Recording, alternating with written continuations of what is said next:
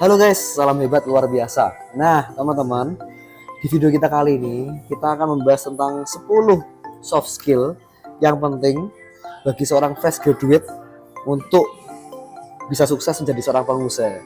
Jadi ya di sini cita-citanya ingin jadi pengusaha atau entrepreneur setelah lulus dari kuliah atau setelah fresh graduate.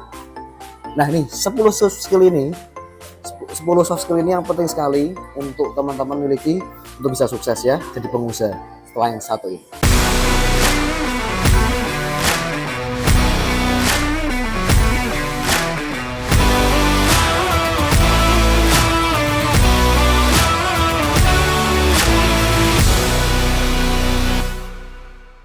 Oke guys, jadi langsung aja to the point. Hari ini kita akan bahas ada 10 kemampuan atau 10 soft skill yang kita harus miliki untuk kita bisa sukses jadi pengusaha ya. Kalau Anda di sini seorang fresh graduate yang lulus dari kuliah dan Anda ingin mencari peluang usaha, Anda ingin bekerja sebagai seorang entrepreneur, seorang pengusaha, maka ada 10 kemampuan ini yang Anda harus miliki. Soft skill ini harus miliki. Oke, yang pertama teman-teman yang paling penting. Oke, yaitu soft skill yang namanya kemampuan resilience, yaitu daya tahan.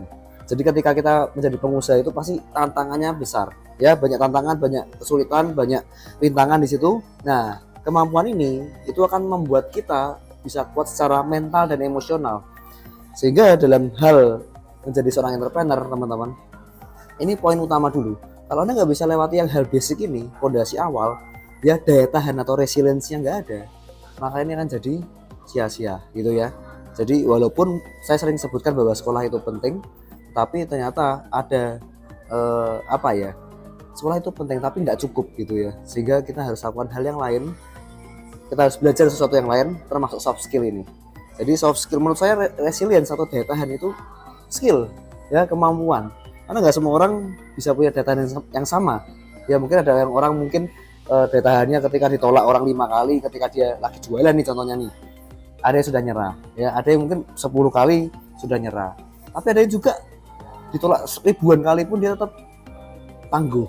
Nah ini jadi kita harus belajar dulu soft skill yang pertama itu resilience, dan saya yakin dan percaya semua pengusaha pasti mengalami kesulitan, mengalami penolakan, mengalami tantangan. Nggak ada yang namanya pengusaha itu tiba-tiba kita berhasil sukses langsung dalam waktu yang singkat, dalam waktu sekejap, no. So ini poin pertama, skill ini yang Anda harus miliki ya, resilience, daya tahan. Oke. Lalu yang kedua teman-teman yaitu kemampuan komunikasi. Ini sudah jelas ya, kalau kita mau jadi seorang entrepreneur, kita harus bisa mengkomunikasikan dengan baik, entah itu mengkomunikasikan kualitas produk yang Anda miliki, ya kan, kualitas jasa yang kita miliki, apapun itu. Anda bisa komunikasikan itu ke mitra bisnis Anda, atau bisa negosiasi dengan mitra bisnis, atau mungkin komunikasi dengan customer, ya kan, komunikasi dengan pelanggan, komunikasi dengan tim. Nah itu semua kan masalah komunikasi. Kalau komunikasi kita bisa efektif teman-teman, maka ini akan jadi poin penting dan kita jadi skill yang sangat kita harus miliki untuk bisa jadi pengusaha yang sukses. Oke. Lalu yang ketiga, lah ini penting sekali ini ya teman-teman, yaitu soft skill apa? Kemampuan untuk manajemen waktu. Oke, jadi seorang pengusaha itu harus mengelola waktunya sendiri ya, secara efisien dan secara efektif. Karena nggak ada yang nyuruh, tanda kutip tidak yang menyuruh kita ya, tanda kutip nggak ada yang mengatur kita. Sehingga kalau kita nggak mengatur diri kita sendiri teman-teman, maka ya kita tidak bisa menjalankan bisnis kita sendiri gitu ya, usaha kita kan terlantar. Nah ini makanya beda teman-teman, ketika kita sekolah mungkin kita kan diatur dari jadwalnya, dari jam pagi sampai sore kita ngapain aja sekolahnya ya kan, mata pelajarannya diatur. Tapi ketika kita jadi seorang entrepreneur, kita harus bisa mengatur waktu kita sendiri, entah itu waktu untuk bekerja kapan, istirahat kapan, waktu kita investasikan ke customer, investasikan waktu kita untuk negosiasi, untuk investor, ya kan, untuk siapapun itu. Nah, ini kan perlu waktu semuanya. Kita harus atur waktu, karena menurut saya ya, harta yang kita miliki jadi seorang entrepreneur, modal utama itu waktu. Ya kan? Semua sama miliki waktu 24 jam. Tapi yang membedakan kenapa ada entrepreneur yang mereka bisa berhasil lebih cepat dibanding entrepreneur yang mungkin butuh waktu yang lebih lama. Ini karena masalah gimana manajemen waktunya, manfaatkan waktunya nih gimana ya. 24 jam yang sama diberikan oleh Tuhan, satunya dimanfaatkan dengan efektif, satunya ya seringkali nggak efektif. Nah ini penting ya. Ini nomor 3. Nomor 4 yaitu kemampuan problem solving atau memecahkan masalah. Oke, nah ini udah pasti ya, kalau kita jadi pengusaha pasti kalau kita bisa mengambil keputusan yang tepat di saat yang tepat, di waktu yang tepat, itu kan penting banget. Nggak sekedar kita cuman ada masalah ya sudah kita tinggal kita selesai gitu, tapi kita bisa hadapi itu, kita bisa solve problem itu, kita bisa mengambil keputusan yang tepat di waktu yang tepat dengan orang yang tepat. Nah itu penting banget. Jadi kalau sudah semuanya tepat teman-teman, itu nggak ada yang kebetulan namanya. Jadi seorang pengusaha dia ngomong wah hoki ya, kebetulan bukan. Seorang pengusaha yang berhasil karena mereka sudah menemukan orang yang tepat, ya kan, menyelesaikan masalah dengan tepat, dan mereka bertemu dengan orang yang tepat, ya, di waktu yang tepat. Nah semuanya tepat dengan baik. Nah kalau semuanya tepat dengan pas dengan baik ini, maka ini kan jadi kunci kekuatan kita punya soft skill atau kemampuan untuk jadi pengusaha yang sukses ya. Oke, nomor 5 yaitu kemampuan apa? Kemampuan kreativitas dan inovasi. Udah jelas ya, kalau kita jadi seorang pengusaha harus kreatif, nggak bisa monoton. Oke, lalu yang keenam kemampuan adaptasi. Nah ini, kenapa banyak pengusaha banting setir, ya kan? Beralih lagi kembali lagi menjadi seorang karyawan atau mungkin ikut perusahaan lagi gitu ya. Dulunya awalnya karyawan, wah punya impian jadi pengusaha, akhirnya banting setir ya kan. Terus akhirnya setelah jadi pengusaha dia nggak kuat teman-teman, akhirnya banding setir lagi jadi karyawan lagi. Kenapa? Pertanyaannya karena nggak bisa adaptasi. Nah ini adaptasi ini paling menurut saya paling utama. Oke, kalau kita bisa belajar teman-teman dari perusahaan besar ya, perusahaan komunikasi besar yaitu namanya Nokia gitu ya, kalau Anda tahu handphone. Bahkan seorang pemilik Nokia pun dia nggak paham kenapa perusahaannya bisa gulung tikar, ya kan? Dia nggak melakukan kesalahan apapun teman-teman. Dia bisa menyelesaikan dengan baik. Dia juga semuanya secara operasional prosedurnya sudah jelas ya, perusahaan sudah besar dan sudah banyak customernya, sudah banyak pelanggannya. Tapi kenapa akhirnya bisa tutup gitu perusahaannya? Karena ternyata nggak bisa adaptasi. Oke, ternyata dia nggak bisa sekarang masanya seperti apa, waktunya seperti apa, ya kan? Di dunia teknologi semakin maju dia nggak bisa adaptasi, akhirnya dia gulung tikar teman-teman. Nah sama halnya kita hari ini, jangan-jangan kalau kita nggak bisa adaptasi, kita nggak sadar, kita digerus oleh zaman, kita digerus oleh perubahan ya. Ada banyak sektor yang mengalami disrupsi, akhirnya kita hancur sendiri. Nah itu pentingnya adaptasi. Oke, kalau kita bisa adaptasi dengan baik, maka ini kunci ya teman-teman. Oke, lalu yang ketujuh yaitu mengambil keputusan dengan bijak. Ini sudah pasti. Tadi ada hubungannya sama kemampuan problem solving, ya, kemampuan memecahkan masalah dan mengambil keputusan dengan bijak, itu satu paket ya. Nomor 7. Nomor 8 yaitu kemampuan leadership. Jadi kalau kita punya soft skill leadership atau memimpin dengan bijak dengan baik, nah kita bisa punya tim yang semakin berkembang. Ya karena kemampuan memimpin kita itu mempengaruhi kinerja dari tim kita. Oke. Kualitas tim kita itu tergantung daripada pemimpinnya seperti apa. Kalau pemimpinnya ini bisa efektif dengan baik, bisa punya kemampuan untuk bisa mengayomi, mungkin bisa memberikan satu tanggung jawab kepada timnya dengan sangat baik, bisa memberikan satu arahan kepada timnya dengan sangat jelas, maka ini jadi satu poin penting. Oke, jadi kemampuan memimpin ini teman-teman. Pak, kalau saya mau cari belajar ya cara memimpin dengan baik gimana?